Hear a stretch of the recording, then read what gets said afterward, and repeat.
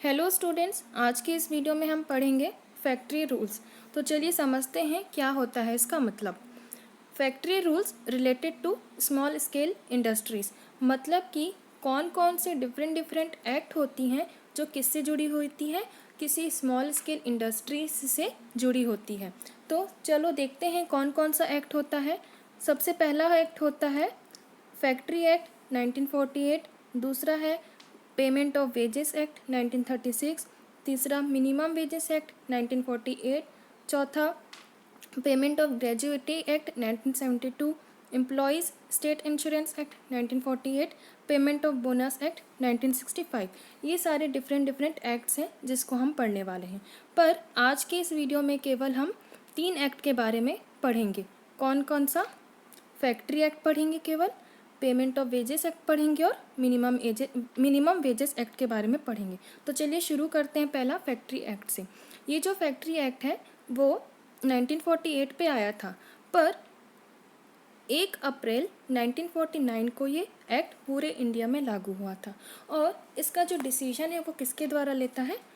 State government द्वारा लेता है, मतलब स्टेट गवर्नमेंट ये डिसीजन इसका लेता है। तो चलिए हम लोग समझते हैं पहले कि फैक्ट्री का मतलब क्या होता है। देखिए, फैक्ट्री का मतलब क्या होता है? कोई भी बिल्डिंग या बिल्डिंग के चारों तरफ जो खुली जगह है, चाहे खुली जगह हो या बिल्डिंग, उसके अंदर पे कोई मैन्युफैक्चरिंग प्रोसेस हो रहा है, वो किसके द्वारा हो रहा है? वर्कर के द्वारा। यदि 10 वर्कर पावर के साथ या 20 वर्कर बिना पावर के साथ वहाँ पे काम कर रहे हैं, कब काम कर रहे हैं? 12 महीने के किसी भी एक दिन काम कर रहे हैं, तो उस पूरे एरिया को क्या कहेंगे? फैक्ट्री कहेंगे। तो ये होता है फैक्ट्री। तो फैक्ट्री का मतलब समझ आ गया, ये होता है फैक्ट्री। कुछ ऐसे यूनिट्स होते हैं जो फैक्ट्री के अंदर नहीं आते। तो जो क्या क्या होते हैं? माइंस होते हैं, मोबाइल यूनिट होता है, आर्मी यूनिट होता है, रेलवे होता है, होटल होता है, रेस्टोरेंट होता है। ये सारे जो यूनिट्स होते हैं वो फैक्ट्री नहीं कहलाते हैं। तो नेक्स्ट देखते हैं ऑब्जेक्टिव ऑफ द एक्ट। अब इस फैक्ट्री एक्ट का मेन उद्देश्य क्या है?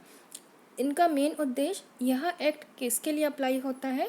किसी फैक्ट्री में काम करने वाले लेबर के लिए अप्लाई होता है। और वहाँ पे जो काम कर रहे हैं लेबर हैं, उनकी रक्षा करने के लिए और उनको कुछ भी उनके साथ शोषण होता है उससे बचाने के लिए ये एक्ट होता है। और साथ ही साथ उनकी सेफ्टी, वेलफेयर को भी देखा जाता है साथ ही साथ उनके वर्किंग आवर्स, मतलब जो कार्य दिवस होता है उससे रिलेटेड भी देखा जाता है। मतलब ये सारे उनके ऑब्जेक्टिव हैं। नेक्स्ट देखते हैं प्रोविज़न। क्या क्या प्रोविज़न मिलते हैं इस एक्ट के अंदर? तो सबसे पहला है जो प्रोविज़न मिलता है, सबसे पहला वो है वर्किंग आवर्स। वर्किंग आवर्स का मतलब वर्कर को अलाउ नहीं किया जाता है वहाँ पे कि वो लगातार 48 आवर्स काम करें। और फैक्ट्री में ये कंपलसरी होता है कि वीक में एक दिन उन्हें छुट्टी दें। तो ये वर्किंग आवर्स होता है। Next health. हेल्थ का मतलब फैक्ट्री हमेशा क्लीन होनी चाहिए, कोई भी टाइप की गंदगी नहीं होनी चाहिए, डस्टबिन होना चाहिए जगह जगह पे, डेली रेगुलर बेसिस पे सफाई होनी चाहिए, प्रॉपर ड्रेनिंग सिस्टम होना चाहिए, मतलब पानी निकलने की प्रॉपर जगह होनी चाहिए। और जितनी फैक्ट्री में लाइट की आवश्यकता होती है उतना लाइट देना चाहिए वहाँ पे।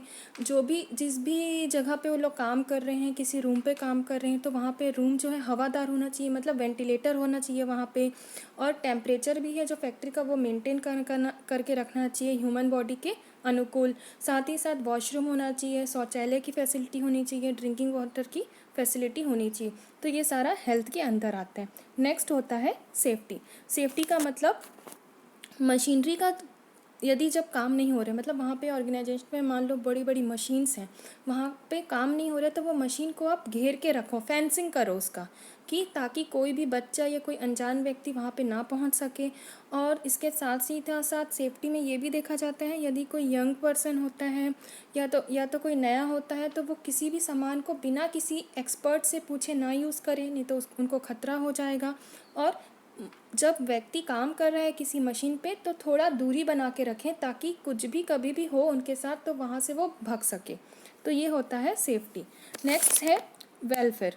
वेलफेयर का मतलब होता है जो भी उनको क्लॉथ्स ही आ जाते हैं। मतलब फैक्ट्री में जो भी वर्कर काम कर रहे हैं तो वहाँ पे आप जो भी उनको क्लॉथ देते हो, कपड़े देते हो, तो वो कपड़े हमेशा साफ़ सुथरे होने चाहिए। फर्स्ट एड बॉक्स की सुविधा होनी चाहिए वहाँ पे।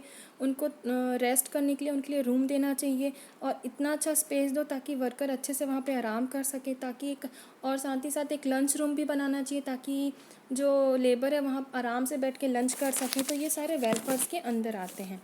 नेक्स्ट है पेनाल्टीज़। पेनाल्टीज़ का मतलब कभी कभी जो वर्कर्स होते हैं उनको कुछ पेनाल्टी देना पड़ता है फैक्ट्री में। जो कब देना पड़ता है ये जो पेनाल्टी है, यदि वो मशीन का मिसयूज़ कर रहा है, यदि वो सेफ्टी रूल्स को नहीं मान रहा है और जो भी उनको प्रोविज़न दिया गया है उसको वो नहीं मान रहा है, तब उसको पेनाल्टी देना पड़ता है। तो वर्कर को 500 रुपये से लेकर 1 लाख तक का फ़ाइन लग सकता है, देना पड़ता है, और साथ ही साथ उनको जेल भी हो सकती है यदि वो फैक्ट्री के रूल्स को नहीं मानेगा। तो ये सारे डिफरेंट प्रोविज़न्स होते हैं। एक लास्ट प्रोविज़न और है, employment of women and young persons. मतलब ज़्यादा से ज़्यादा कोशिश करो कि महिलाओं को रोज़गार दो और साथ ही साथ जो यंग पर्सन्स हैं उनको रोज़गार दो। तो ये सारा फैक्ट्री एक्ट के अंदर आता है। नेक्स्ट देखते हैं पेमेंट ऑफ वेजेस एक्ट। ये जो पेमेंट ऑफ वेजेस एक्ट है वो कब आया था? 23 अप्रैल 1936 को आया था। अब ये जो एक्ट है वो किसके रिकमेंडेशन पर आया था? रॉयल कमेटी वाले लोगों ने, रॉयल कमेटी के द्वारा ये एक्ट आया था।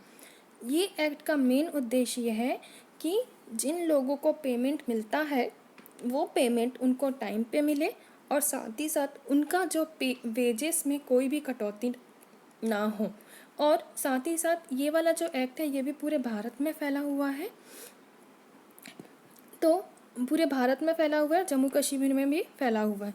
तो इस एक्ट का मेन ऑब्जेक्टिव क्या होता है? दो ही ऑब्जेक्टिव होता है इसका, कि टाइमली पेमेंट हो, मतलब कोई भी मजदूर यदि काम कर रहा है तो उनको समय पे भुगतान करो और साथ ही साथ उनका डिडक्ट मत करो। मतलब कोई भी उनके सैलरी से अब कटौती मत करो। यदि कटौती कर भी रहे हो तो कटौती के लिए भी कुछ रूल्स होते हैं जो गवर्नमेंट बनाई है। जैसे कि क्या क्या रूल्स हैं? जैसे कि आप केवल उनकी सैलरी से पूरा 100% मत काटो, 75% काटो या 50% काटो। ये सारे अलग अलग टाइप के कटौती के रूल्स होते हैं जो सरकार बताई गई है। जैसे कि कब कब काट सकते हैं? जब उनको फ़ाइन भरना है, या वो एब्सेंट हैं, या तो वो कभी स्ट्राइक हैं, यदि आपने कुछ उनको एडवांस में दिया है, तब इस केस में बस उनकी सैलरी को काटो, अदरवाइज़ उनकी सैलरी ना काटो।